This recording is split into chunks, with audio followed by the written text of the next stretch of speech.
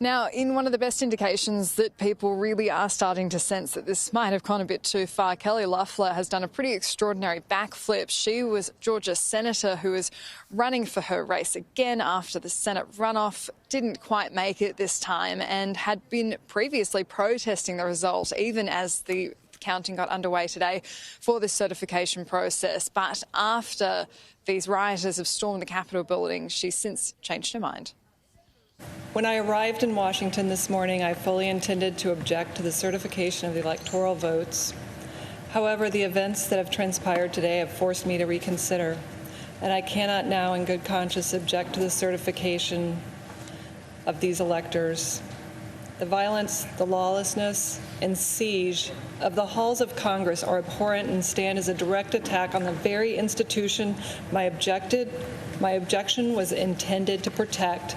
the sanctity of the American democratic process.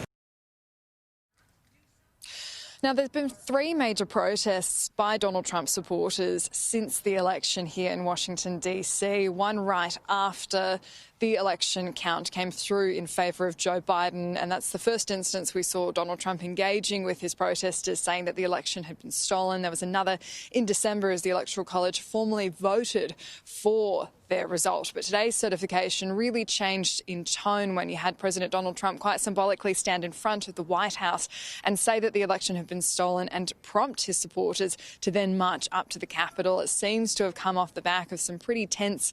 discussions with Donald Trump and Mike Pence refusing to not take part in the certification, saying it was his constitutional duty